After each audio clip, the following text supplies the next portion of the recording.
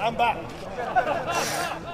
That clip right there, it almost brought a tear to my eye because Ronald Acuna Jr. is one of my favorite players to watch in baseball, and you can make the argument that when he's healthy, he is a top 5 player in all of baseball. He was off to a torrid start right before tearing his ACL last year, and just hearing him yell, "I'm back," after hitting a home run off the scoreboard, I cannot be happier as a baseball fan. We're going to talk about Ronald's team in this video, the Atlanta Braves, because they just made a splash. Yes, they are losing Freddie Freeman, but honestly, they might have just gotten better. Breaking news just happened. We'll talk about that in just a second, so don't go anywhere. If this is your first time on the channel, we talk baseball almost every single day, so don't be afraid to hit that subscribe button. We're going to go ahead and break down Fernando Tatis Jr., the fact that he fell off a motorcycle, and that could have been the injury that led to him probably being out for the next 3 or 4 months with wrist surgery. And also, yeah, Pete Alonso was in this truck, a pretty brutal car accident. He says that he is healthy and ready to go, so we'll have to go ahead and talk about all of that in today's video. But before we do that, 2 breaking stories. One of them is not really breaking anymore. Nelson Cruz, he found a new home, but we have to talk about Matt Olson going to the Atlanta Braves via a trade, and then it was announced about an hour ago that he is going to be signing an 8-year contract extension worth about $168 million. And my first reaction is, how do the Braves keep getting away with this? They gave Ronald Acuna Jr. a deal that everyone was scratching their head, and same with Ozzie Albies, and now they're getting maybe the best first baseman in all of baseball for $15 million in 2022, and then basically $22 million for the remaining 7 years. And again, just like I made the argument that Ronald Acuna Jr. could be a top 5 player, you can make the argument that the Braves are actually better right now replacing Freddie Freeman with Matt Olson. Now, again, there is an argument to be made. A lot of people are still saying that Freddie has a higher ceiling, but Matt Olson was a monster in 2021. He's 27 years old. He's from Atlanta, and the fact that you're only going to have to pay him $22 million a year, basically over the next 8 years, is insane to me. And if you can't really process what I just said, let me just put it into perspective. The Atlanta Braves will be paying Ronald Acuna Jr., Ozzie Albies, and Matt Olson a combined $37-ish million in 2022. Francisco Lindor alone makes about $35 million. So again, I don't know how the Braves have been able to do this. And if I'm an A's fan, I am throwing haymakers at the air right now, because how could you not pay Matt Olson $20 million a season, $22 million a season? I understand that Oakland has the money ball approach, but this would really anger me to my core as an Oakland fan, because you're telling me you can't pay Matt Olson, maybe the best first baseman in baseball, $22 million a year. That is an absolute travesty. And I just wanted to say that real quick and apologize to all of the A's fans out there, because you deserve better. So Matt Olson makes the Braves, in my opinion, a better team going into 2022, and they're also getting back Ronald Acuna Jr. from injury, so the Braves, they're not going to be a team you want to mess with going forward. Now, real quick, because I have been unable to talk about this in the last few videos, Nelson Cruz has found a new home. The 41-year-old ageless wonder joins Juan Soto. He signed a 1 year that could technically be a 2-year deal. The second year is a team option, I believe, but Juan Soto is about to get better with Nelson Cruz behind him.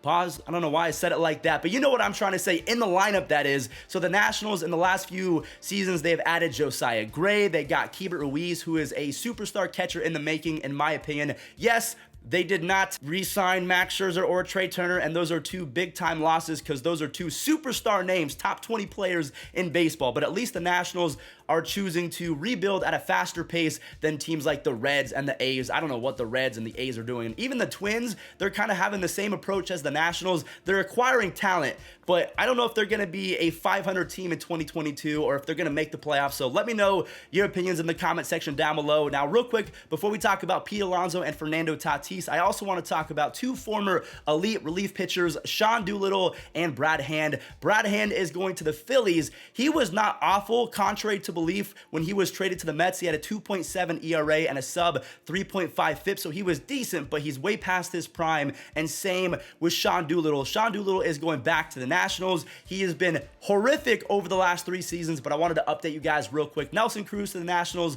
along with Sean Doolittle and Brad Hand. Pretty much a Christmas gift coming early for Mets fans, as he's leaving the Mets and going to their rival team, the Phillies. Now, we're going to stay on the topic of the Mets because Pete Alonso was in this truck. I guess he was going through a stoplight and another car didn't actually stop, so they got T-boned, and this is the aftermath. So let's go ahead and ask Pete Alonso what happened and how he felt. Guy ran a red light, T-boned me, and to me, I'm just really thankful to be alive. I'm really thankful that I'm healthy. I'm very thankful to be here. It's just anything can happen at any given moment, and I'm just super, super blessed to be here.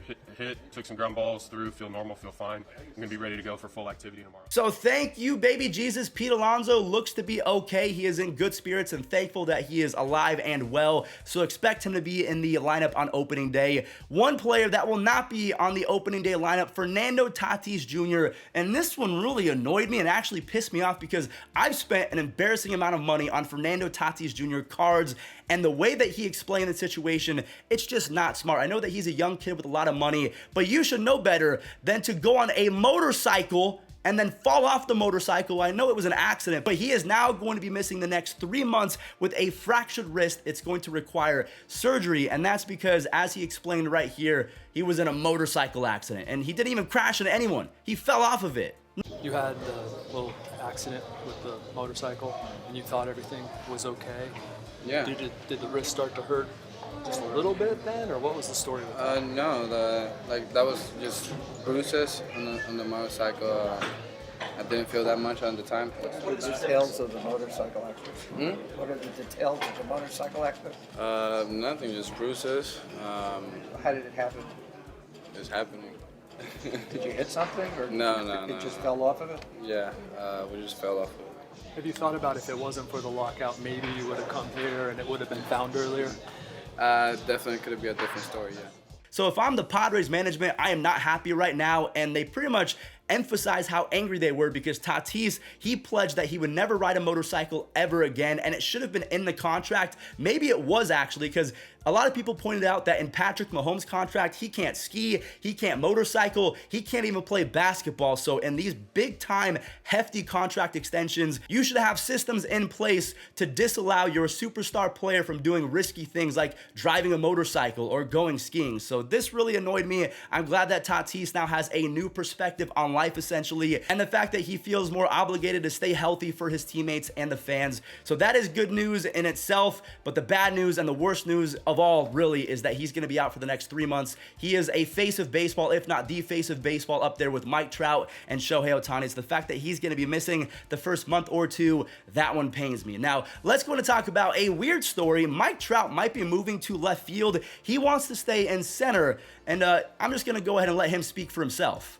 Initial thoughts, obviously, I haven't really thought about it until it popped up. I obviously love center field. I can see that down the road. I got 9 more years left on the contract, so I can see down the road possibly moving to a corner. A lot of good things.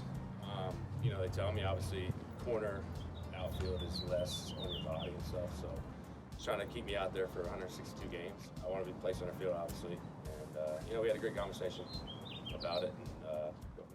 So Mike Trout is not willing to relinquish his role as center fielder, even though this might be a hot take. Brandon Marsh, the young and up-and-coming, I don't know if you would consider him an up-and-coming star, but he definitely has some elite skills, especially as a defender, because he is crazy fast, his range is really good, he's got a solid arm, and he's flashy out there. He could be a top-flight defender. Probably won't be using him in center field until maybe 2025, 2026, when Trout is a little bit older. But if I was Joe Madden and I really wanted to make sure that Mike Trout was playing 140 to 150 plus games for the next half decade, I would move him to left field, put Brandon Marsh in center, and Joe Adell in right field. I'm good with that, but Mike Trout, for the first time really in his career, is showing that his ego is actually in play, that he wants to remain in center field, and I don't really blame him. Now, to end today's video, we're going to go ahead and show the first look at a few new guys in their brand new uniforms. I completely forgot that Corey Kluber was a member of the Tampa Bay Rays. I'm sure that a lot of you forgot about that as well. Here's Max Scherzer